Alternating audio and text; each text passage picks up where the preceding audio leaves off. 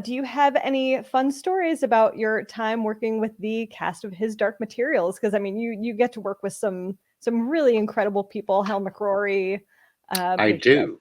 And I have a great one, and this is it. Okay. Here it is. Can I tell this? I'm going to.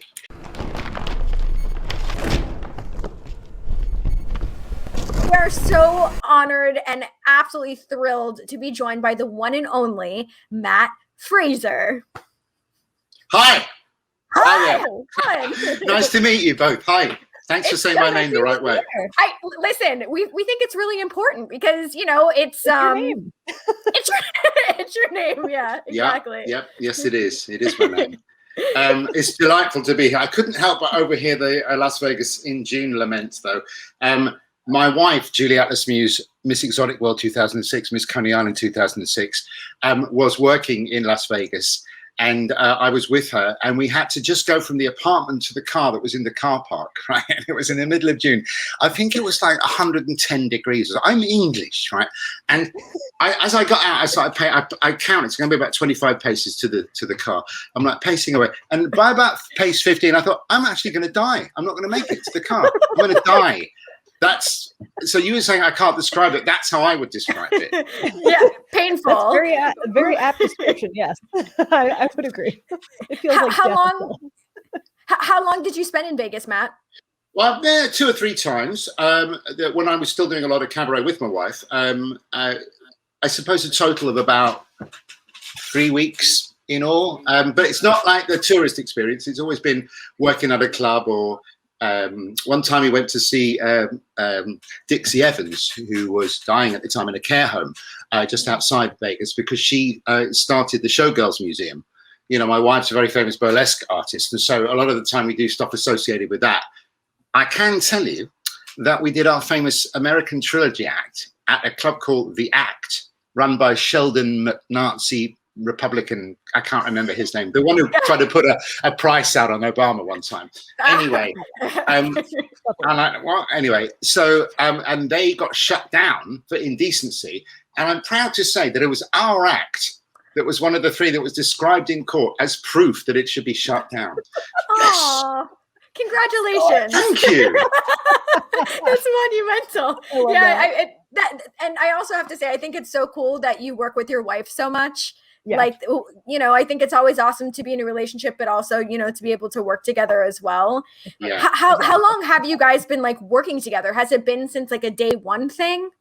Well, yeah, because the way it was a little tricky when we met. We were both with other partners in sort of 2 dying relationships, basically, that needed a catalyst for change. And the catalyst was us 2 deciding to do a production of Beauty and the Beast together as live artists, which was obviously lethal and inevitable on every level. And, we became lovers very quickly and everything got destroyed. And it was a very messy year and a half. And then after that, by about late 2008, we were like a couple.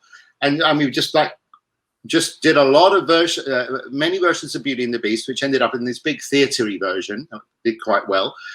We did run 3 versions of a cabaret show called The Freak and the Showgirl out in Australia when full nudity wasn't really happening much. We were the first people to sort of do fully nude, and I did a lot of old school sideshow stuff. I did CeeLo the Seal Boys shaving act from the old freak shows, which I think we're ready for here.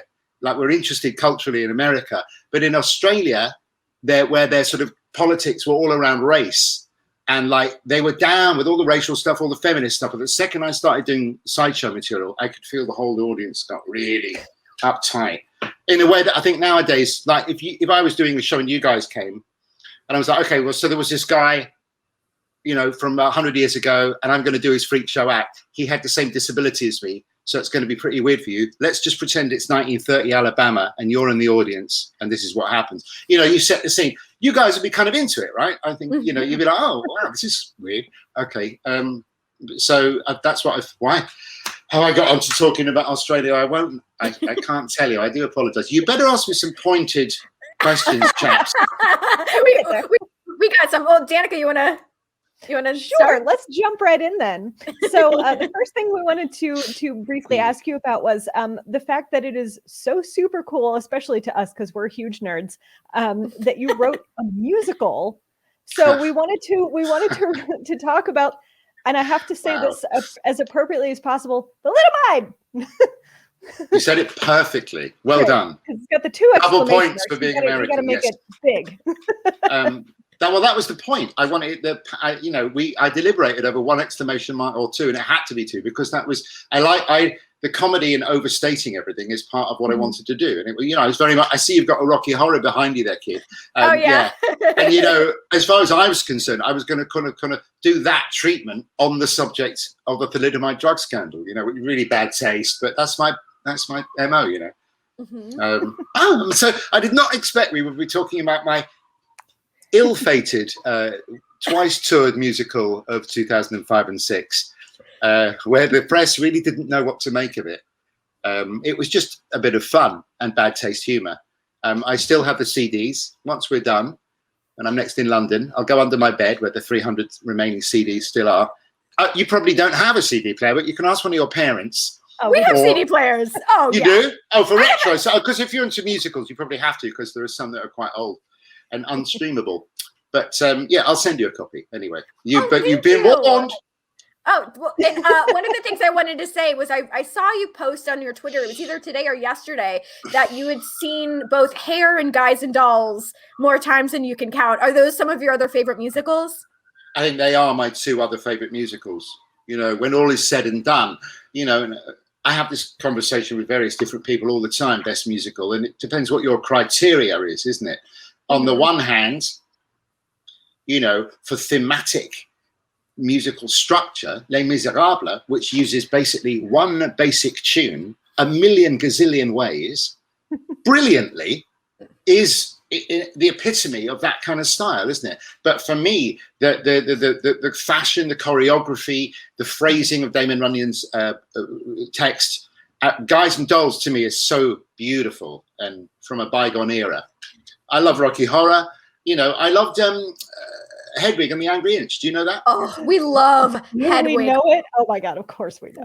Yes, that is one of our favorite musicals. Yes. Have you had John on the show? No, we haven't. He's a mate.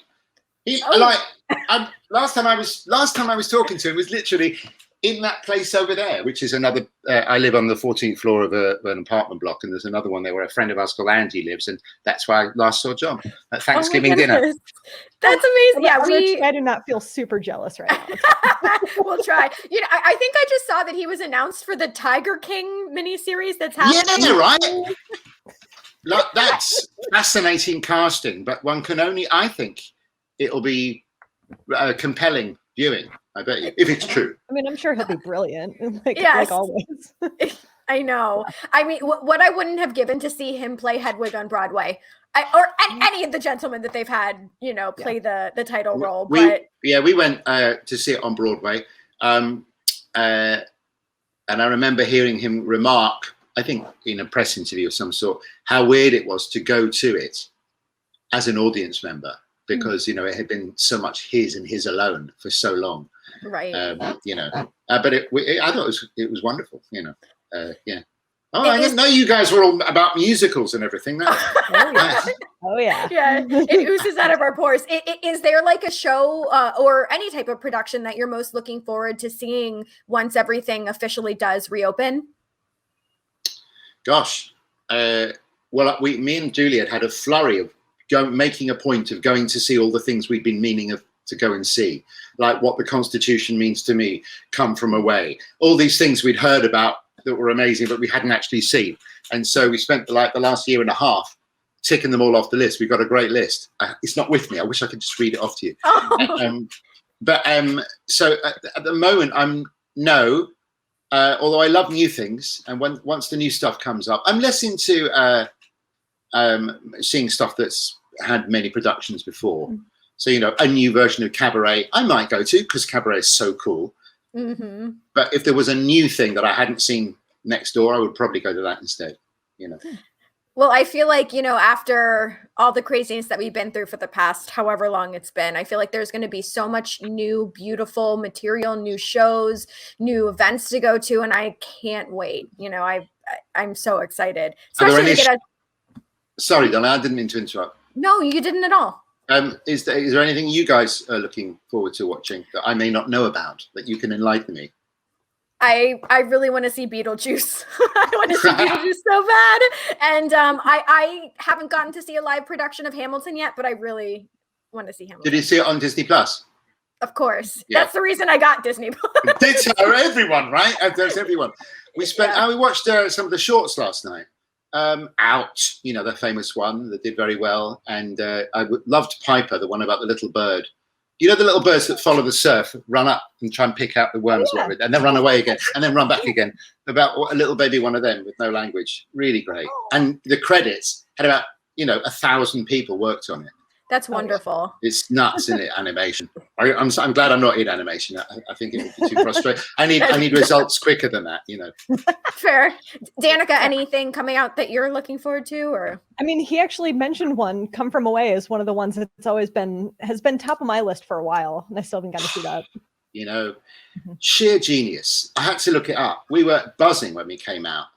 And I went and nerded it and learned everything about the development, how it came together. And it was one producer had the idea, and he was just convinced that this particular angle on the situation of 9/11, which is what it's about, would be the winner. Because we know, don't they, that there must have been, they're littered across the failed floors of the last 15 years are shitty attempted musicals about 9/11 where people are like, what are you thinking? This is awful. We can't show this. You know what I mean?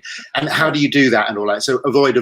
Then this guy comes up with the idea. He then stalked a husband and wife team who'd already had a record of nailing 2 really edgy, wonderful musicals in different ways, proposed the idea to them, commissioned them, and they went off for a year and wrote what was the first version of it.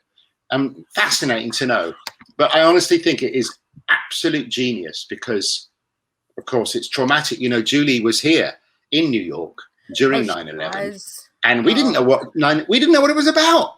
And so we sat down, and then we realized what it's about, and I could feel all of Julie's body just tensing like this. And of course, you guys never got any therapy. The people who live through it, they still get traumatized if they go anywhere near the emotional memory of it. And what does a musical do but pull your emotions out of a situation? So the fact that they did it, and am I a strict atheist, but there is the Bible bit, it just kills you. It's so good. Wow. You'll know the bit when you see it. I don't want to do a spoiler, but the Bible bit is genius. It's genius. Damn. Well, sold. I hate myself for it because I'm an old punk. And I rah, and smash and burn me down, and and that guy. And this is so mainstream, but credit where it's due. Yeah. So there are actually 2 other shows that I should mention that I really am looking forward to. One of them I know is actually in the West End right now, is Amelie, because a friend of mine is the one that did the lyrics for that. Ooh. And yes, it's really old friend of mine, very old actually.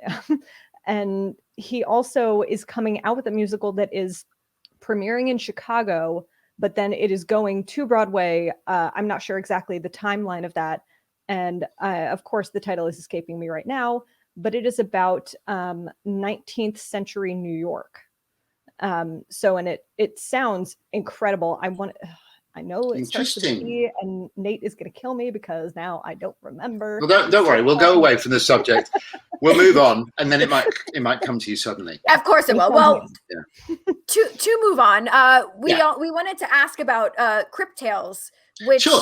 Yeah, so I saw you were recently nominated, which is what was the nomination for? It was for it was. Oh, thank you. Wow. It was for a short form series. So, because kryptales was a series of 6 15-minute monologues, which is a hard collection to describe as a collective noun. So short form series. So the 4 nominees for short form series were very different pieces of television. And I was thrilled that we were nominated because I've been around the block many, many times, and I do my mainstream acting for American Horror Story or whatever if I get the part.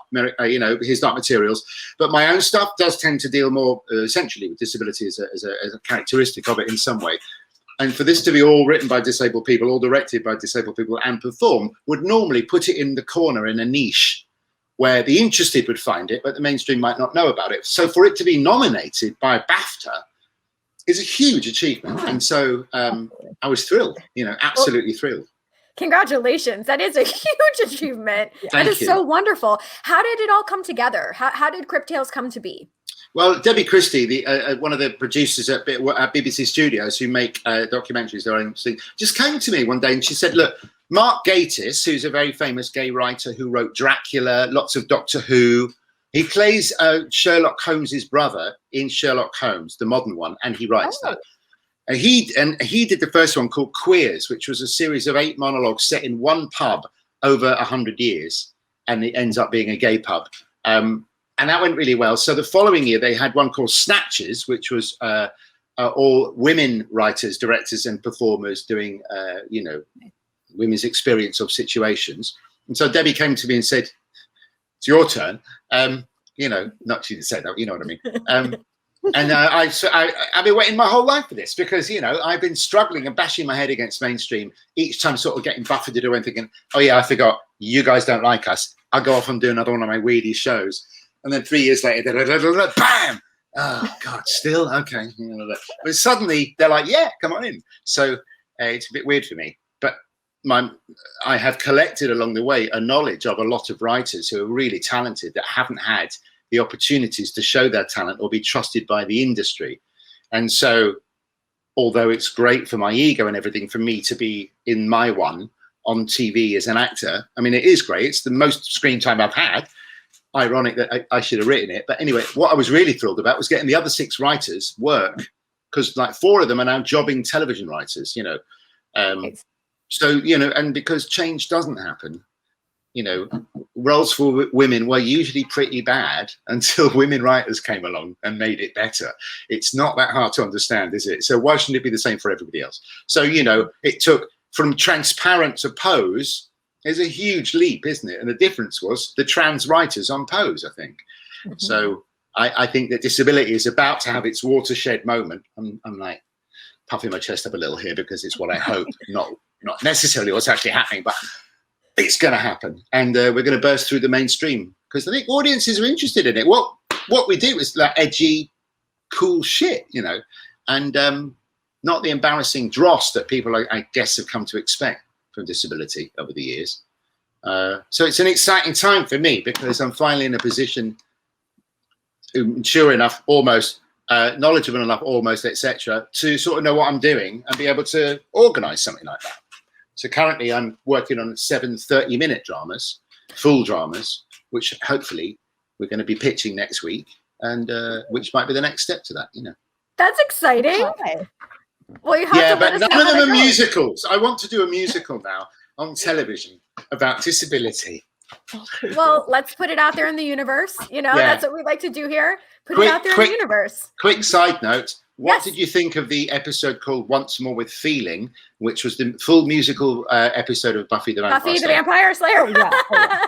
I mean, so I've been around a lot of Buffy people. I do the convention circuit with Danica, and that's actually how I got into Buffy late in life. But I have to say, I did really enjoy it a lot.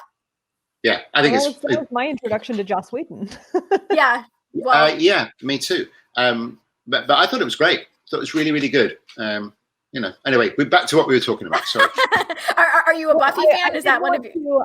I wanted to thank you, first of all, for drawing attention to it's pretty widespread and had been rampant for a long time, the really inappropriate use of non-disabled people in roles of disabled people. So we wanted to kind of ask, what is, do you feel that, so it's the term spacking up? Well, there are a lot of terms for it. Currently, Cryptface is the current term for it, because I guess we can relate and all of that. Mm-hmm. Yeah. So, do you think that any of that has kind of diminished, and what other things can we do in terms of visibility for performers with disabilities?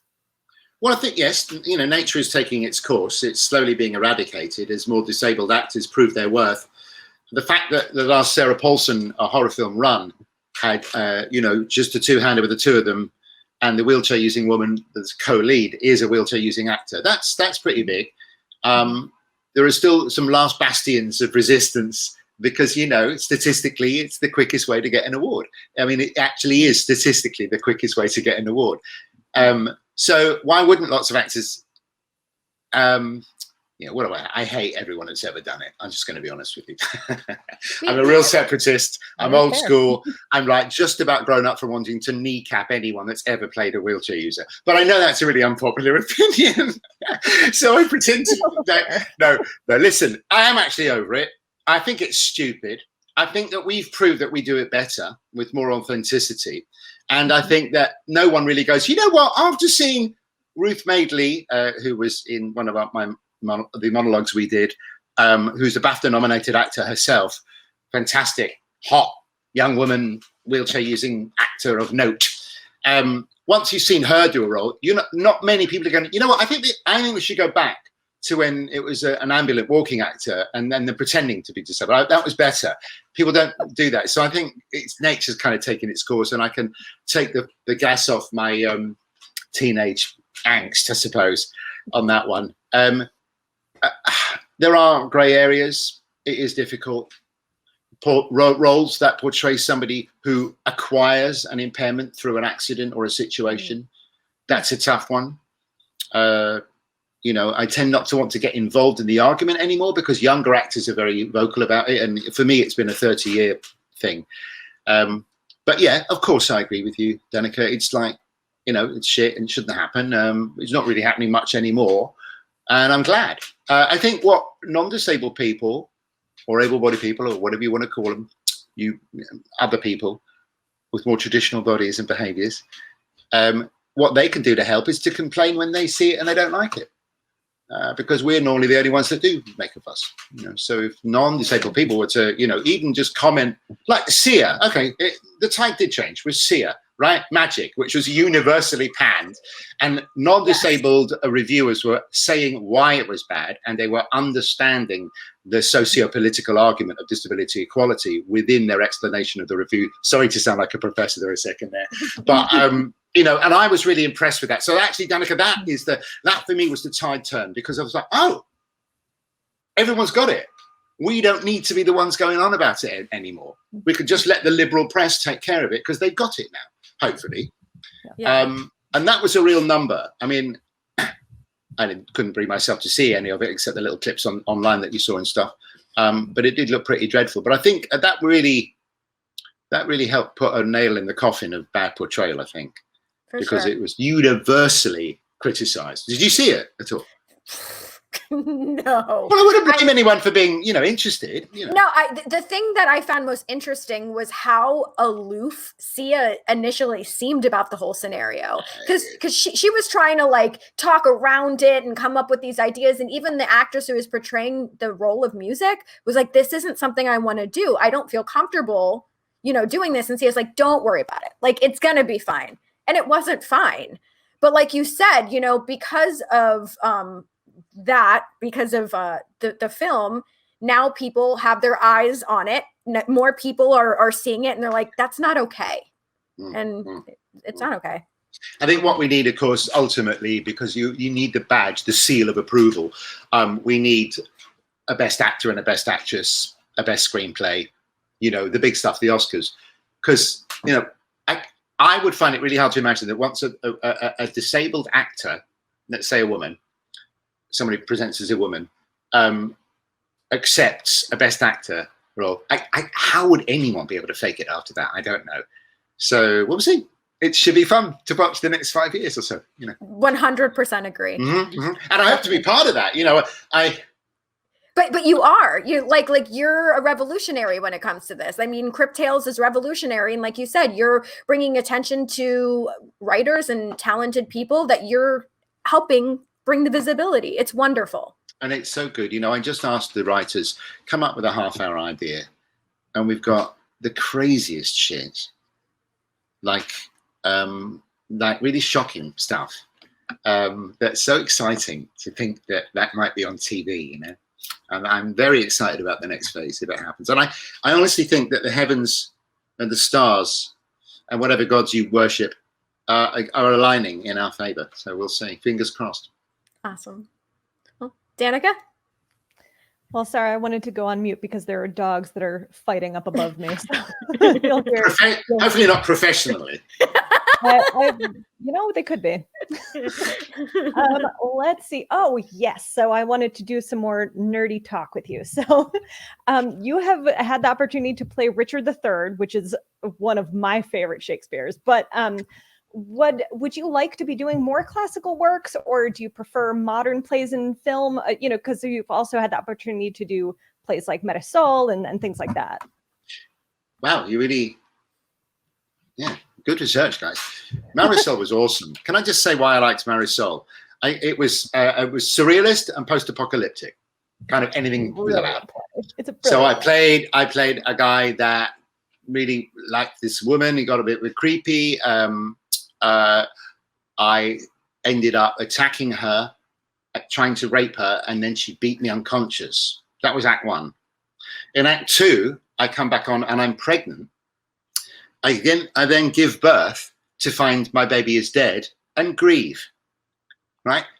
Name me a character in any one single play that gets to do all those things in one play, right? I don't think we could. Brilliant. So, awesome. I think to answer your question, the thing about the classics is the great speeches and the great moments give mightiness of acting and drama, connection with the audience and stuff in a way that many modern plays don't.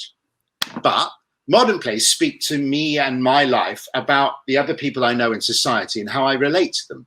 And they have the power to influence that to be better. And that's the theatre I like to make myself, and the theatre I get most excited about when I see. If I go into a theatre and come out of a theatre the same, I might have had a good time in there, but I find it less valuable than if I've been shaken up a bit.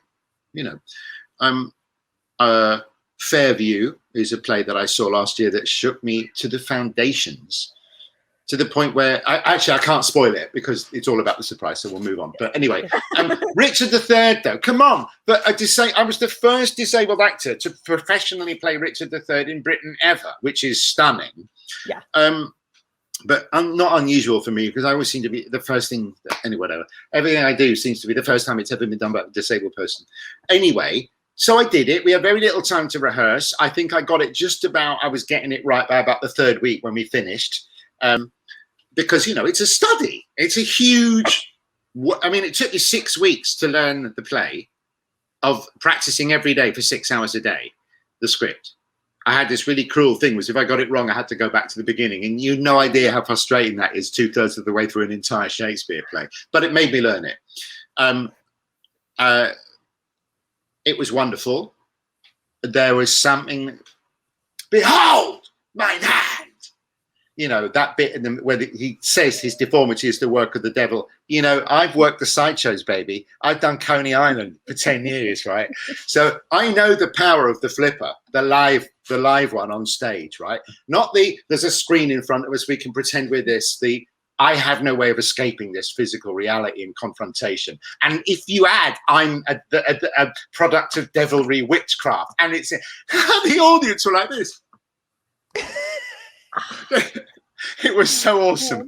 Wow. Yeah. And so I had the best time of my life, and it was the best play stage experience I've ever had in my life. And I hope I will supersede it somehow. But I wouldn't know what that would be. Having said that, I've done the best role there is for a disabled actor in Shakespeare, a male disabled actor in Shakespeare. I could do Malvolio. I'd love to have a go at Malvolio in Twelfth Night. But otherwise, I think I'd leave it to other people who are passionate about the bard in a way that I'm not. I love verse and all of that. I wrote a musical. I had 3 rap albums from the 90s. Forgive me, I didn't understand. I love words, but I think Shakespeare's been done so many times, and we've got stuff to talk about. It's all very well doing a parallel of the Me Too movement by doing an alternative casting of Macbeth. But what about a play that's about the Me Too movement? There you go. So I couldn't agree with you more. Yeah. in all respects.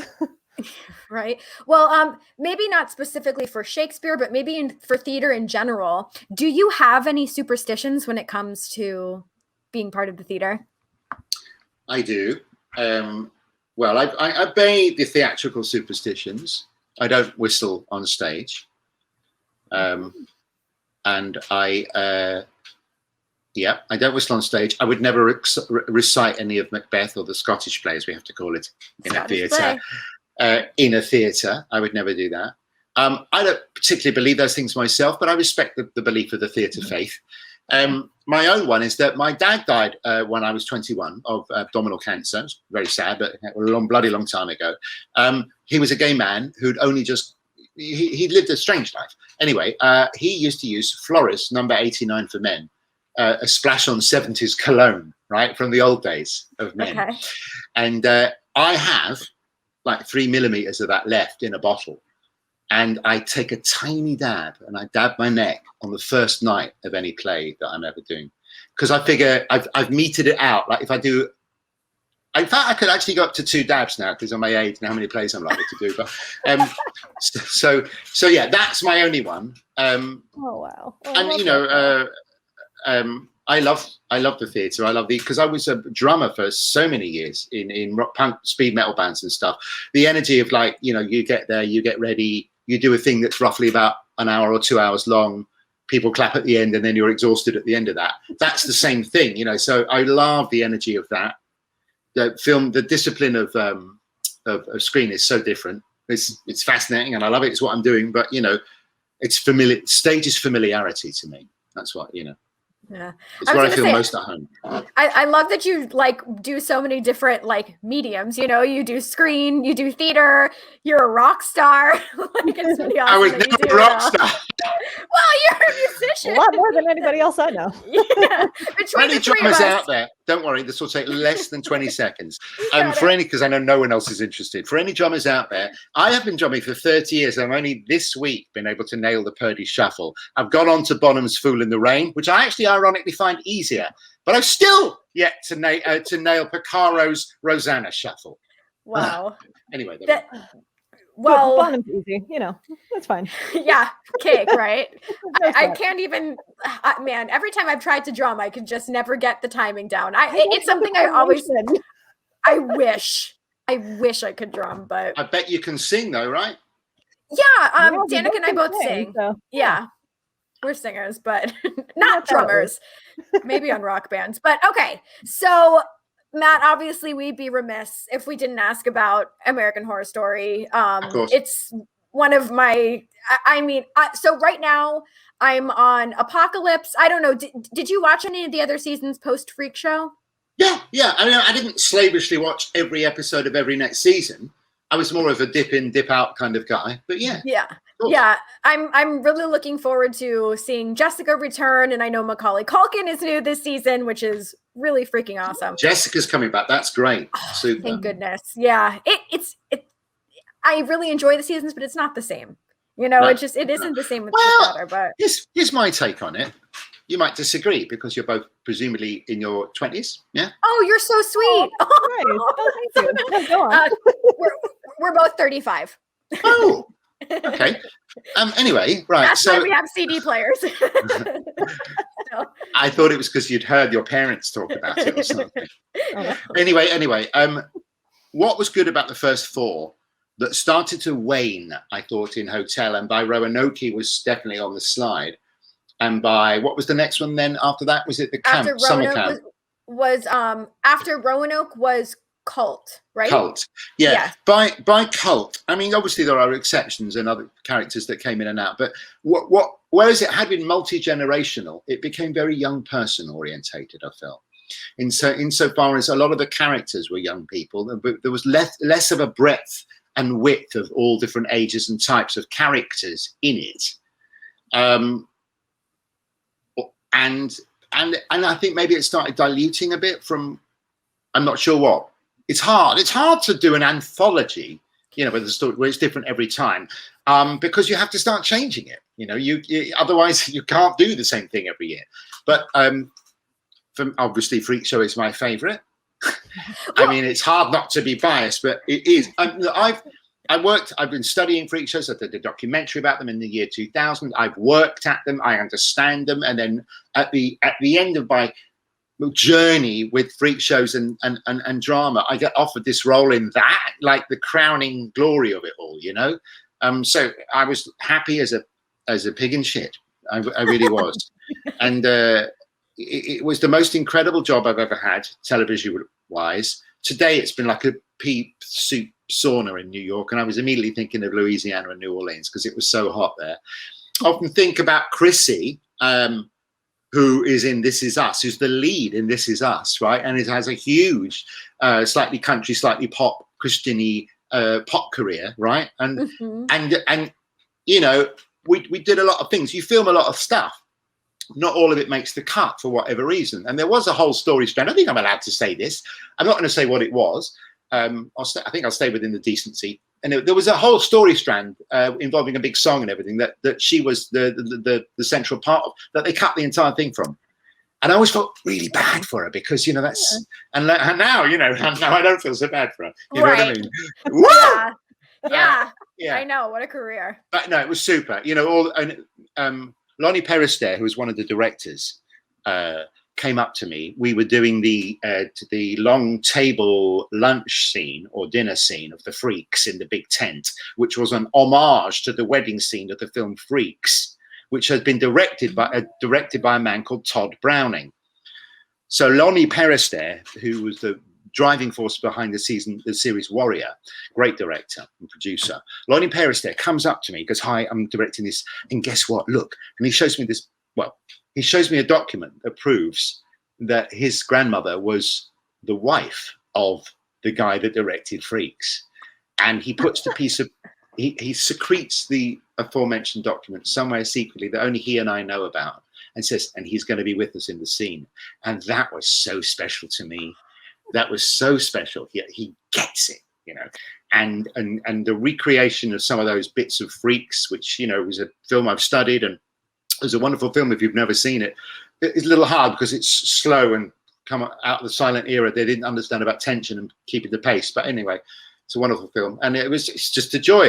I mean, 6 months in New Orleans, studio flat, 2 blocks from set base. Working 3 or 4 times a week, just went and had lunch there every day anyway. Nobody knew I wasn't filming. I just went into catering and had lunch every day. All 6 months of that, right? Some of the best weed I've ever smoked was there. I mean, wow, that was some good stuff. Girl Scout cookies, thanks very much, and all that. And never on the job though, just so everyone's clear. Only in illegal, only where it's legal, and only in my leisure time. I'm a professional first, okay? And hanging out with all the freaks, all the real ones and the made ones, and we all became a strange family. And a lot of the extras, you may not know this, but actually sort of Cajun local kind of people whose family have lived in swamps in the past. And so it was a happy, weirdo, ugly, carny family, and it felt like the real thing. They were pretending blurred sometimes. It was amazing. Well, I was going to say, I think one of the reasons why this season stands out is because you get so much backstory, whereas, you know, other seasons are just like, here's this person, you know, feel bad for them, they're scared, whatever. But I feel like a lot of the characters from your season, you felt invested in because you understood, you know, it just, you totally agree. I mean, that's the backbone of good writing, isn't it? You know, whenever I'm writing, whenever I write characters, the first thing I do is write their whole life from when they were born to where we meet them in my drama. So that I know, because it's important that I know. That stuff may never come into it, but it's important, and because it enriches the viewer or reader's experience, doesn't it? Mm-hmm. Yeah. And I could tell you so many amazing stories and wonderful things about it. One of the stars, who shall remain nameless, let's just say we may or may not have talked about her recently. I happened to eavesdrop as we arrived on the outdoor set where they'd spent 8 weeks, I think, getting all the tents and everything. It was in spring in Louisiana, so vines were already growing around the ropes. It looked like it had been there for years. Things were already rusting because it's so damn damp there and humid. It was amazing. And the person who shall remain nameless said, "Oh my God, I think this is the best set I've ever seen." And I was like, because it was like the first day at big school, you know. It was like, it was so exciting for me. Remember, I'm English. I got the call about this because someone saw me in Beauty and the Beast. We were doing it in New York in 2014. And somebody saw me and went, "Oh, Ryan's looking for freaky people like that," and called up Ryan's producer friend. And then a week later, I was on tour drumming for a theatre company in Germany, right? Because I still occasionally do that. And they were a disability theatre company, mates of mine. I had the week off. It was fun for me. And deep in Bavaria, getting drunk on beer at 3 a.m. in Germany, I get a call from LA, and I literally don't know what I'm listening to. I'm like, what? Freakshow? I'll call you tomorrow. Like that. And then when I said, and I came back, and they were, who was that? I was like, this thing called American Horror Story Freakshow. And they were like, and then, of course, I looked it up and freaked out and hoped I could call them back, and we'd spoken. I was like, it was great. But I mean, it was a weird world for me. Everyone's delightful.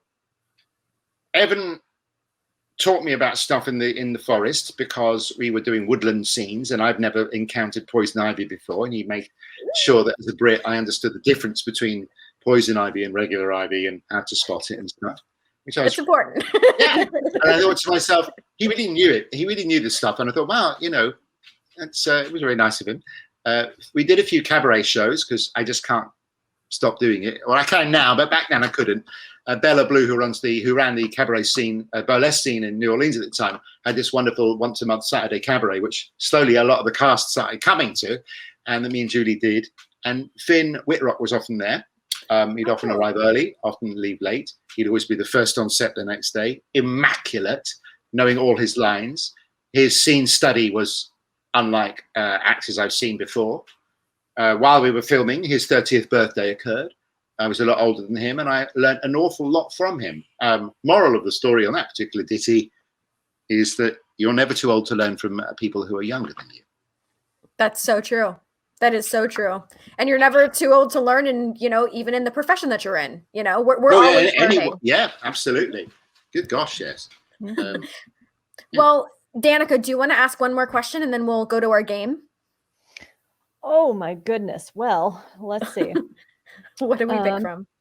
Oh gosh, yeah. How do we pick? Oh gosh, there's so many questions. So I'm sorry I talked so much. No.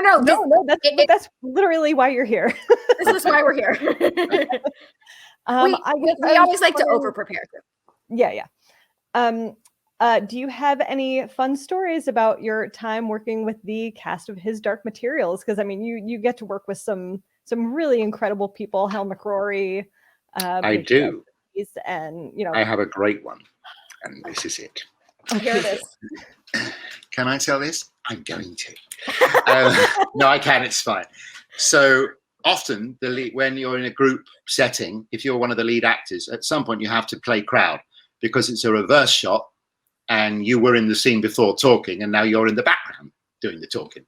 So for the funeral scene where Ma Costa had to weep over her poor son Billy's demise, that poor actress, she did that 11 times, like ribs racking, heaving, I've lost my offspring experience. She did that 11 times that day. But we also stood round 11 times, right? And I'm next to Lin-Manuel Miranda and Daphne Keane. Okay, it's the three of us for a group 3 shot.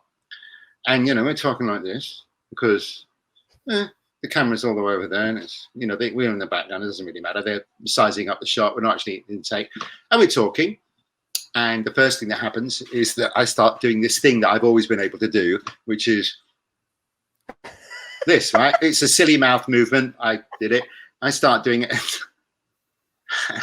And they go, oh, funny mouth movement. And I go, yeah, I trained myself to do it. And Lin-Manuel Miranda goes, so did I. We were like, wow. And I was like, yeah, because at first I could only do it that way, right? And trying to do it that way, I had to hold my lip up. And he was like, yeah. And then Daphne goes, what, you mean like this? Little,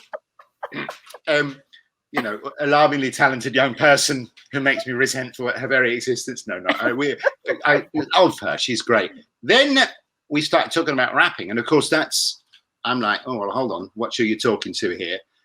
I've got my opinions. They're very strong. I'm an old bloke. I don't really give a toss. I said, for me, the best rap album, and I literally do not know what I'm talking about when I say this, was Busta Rhymes' Extinction Level Event, 2007. Okay. And he goes, he went, literally one of the best albums of the decade, he goes, right? he knows the whole thing off by heart. He then explains about how part of Hamilton is one of the rappers is done in Buster style as an homage to Buster's work, which is clear, I think. Yeah. I think it's Jefferson, isn't it? I don't remember. It's Lawrence. Oh, okay. Apologies. And then we started talking about old rappers, and I was like, do you remember that weird Canadian white rapper called Snow? Informer. And he literally went, Informer, I lick your bum bum now. I was like, oh. And then we had a right old laugh about it. And all I can say is spending those 2 or 3 or 4 or 5 hours, whatever it was delightful. And what a lovely bloke he was. And, you know, it's nice when the stars are humble and pally, and, you know, because I had a tiny part on that, you know. You know, everyone was delightful. Daphne was a sweetheart. What a great girl she is. Very intuitive actor. You know, just, I loved it. It's a bit weird imagining the demons. You do a shot, it'd be like, okay, and freeze. And then you'd like freeze, and someone would run in and then wave like this weird grey circle around here. Okay. Okay. And, you go, oh. And then later they'd like put in the animal, you know. Very weird for us, but of course it looked fantastic once they'd done it. I wasn't on it for long, but I had a great time. Jeff Bell, were one of the actors on it, and myself had a great time. He's a very legendary football hooligan playing ruffian type actor, and so I had a bit of an education there. That was fun. You know, we had a really good. He's a great actor. We had a really good time, and all I can say is we spent a lot of time in Wales, and Wales is lovely. To all the Americans out there thinking of going to Britain and finding your Irish roots, fair enough. Go to Scotland because you want the kilt, excellent. But do go to Wales as well. It's Celtic. It's where King Arthur comes from, and it has the muscle and the bone and the peat bog smells of where we come from as a nation. I want to see the castles. Yeah, yeah, and they're the loveliest people in the world. I mean, you know, you're running your risk at 11 p.m. on a Friday night in a city centre in Cardiff or Swansea. You better like either running or fighting, but apart from that, it's fine. My 2 favorite things.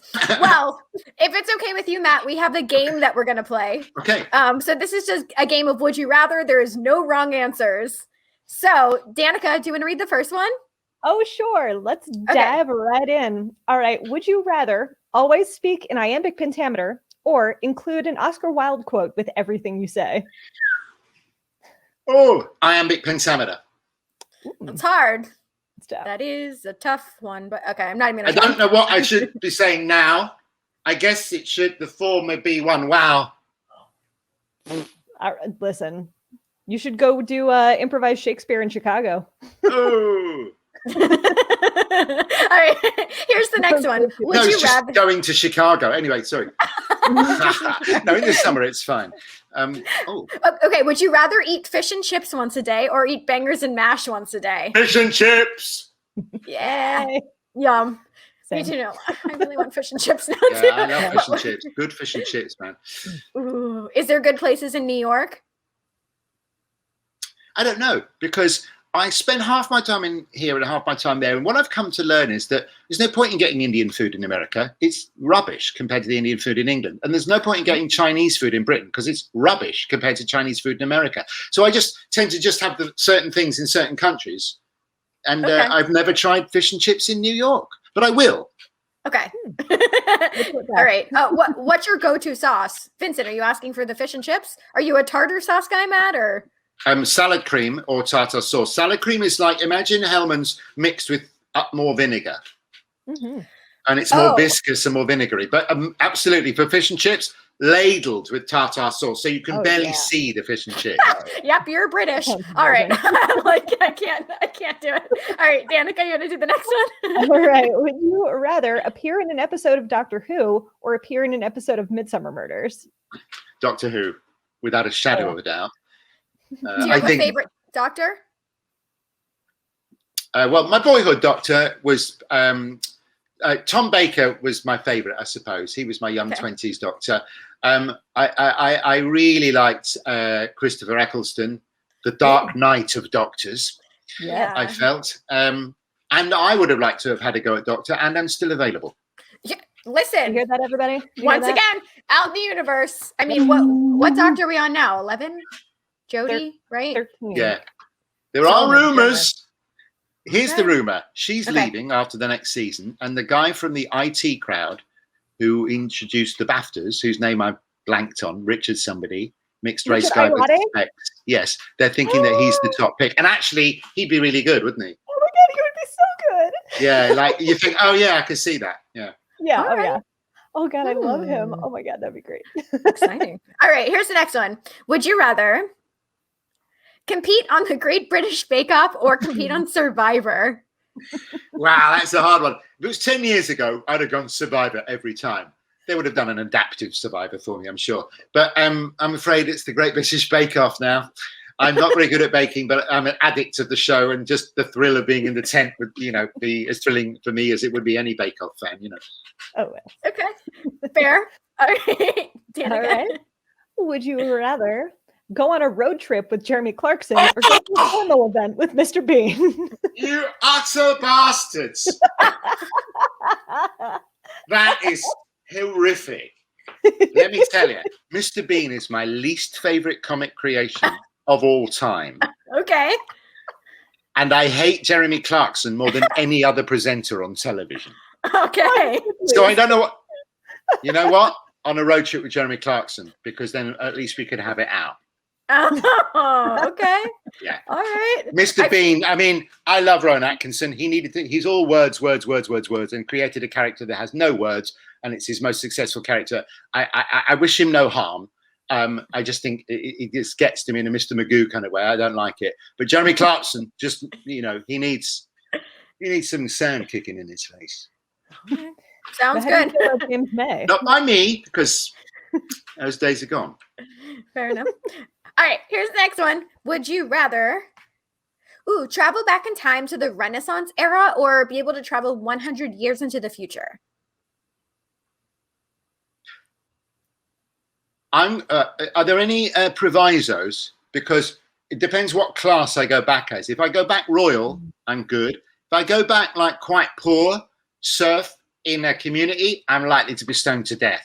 So, I mean, I'm trying to say this in a light-hearted way. Imagine it's a Martin Lawrence medieval knight one. But 100 years in the future is so intriguing. I love my sci-fi. I have to go and see what it's like. It's got to be the future. Okay.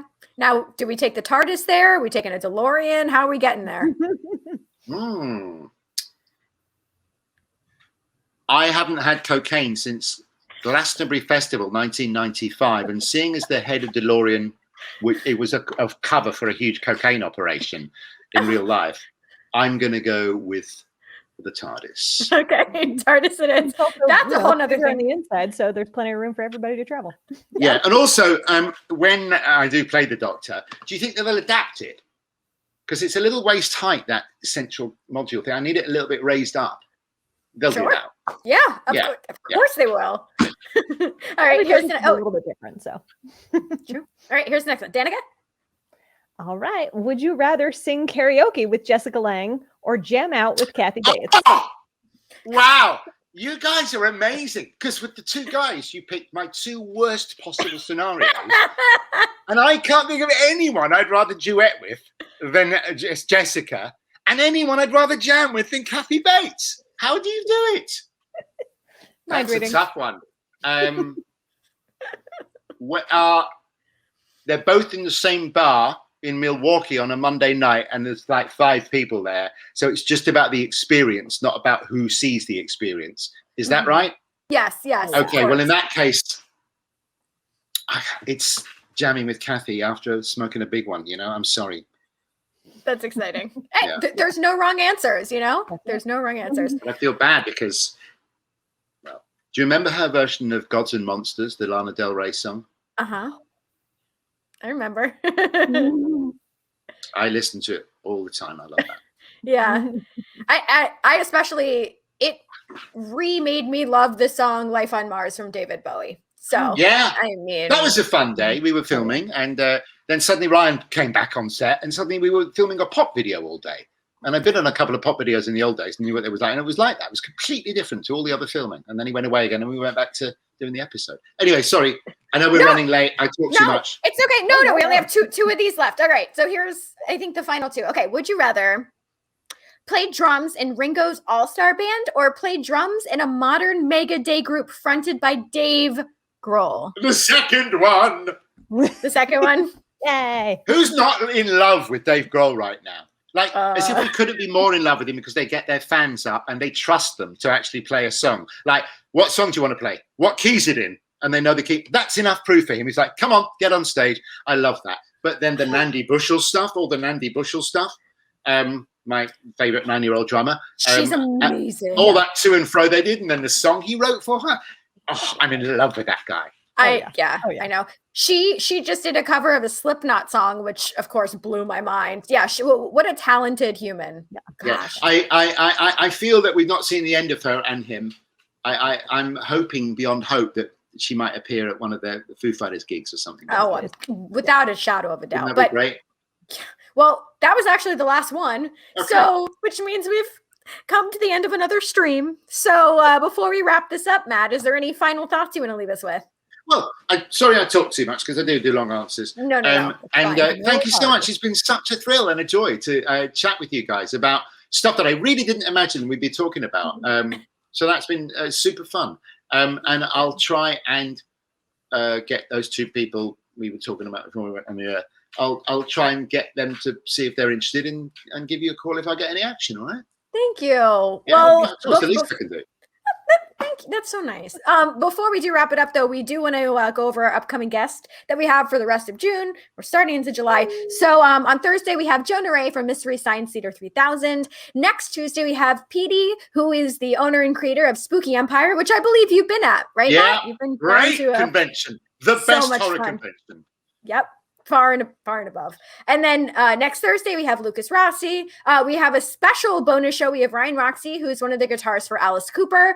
The following Tuesday, we have David Cook from American Idol. And then we actually have a wrestler coming up. He is the Drama King, Matt. So we'll get to talk more nerdy drama things, and that'll be so much fun. But whew, anyway, wow, this is such a blast. I know. All right. Well, thank you very much.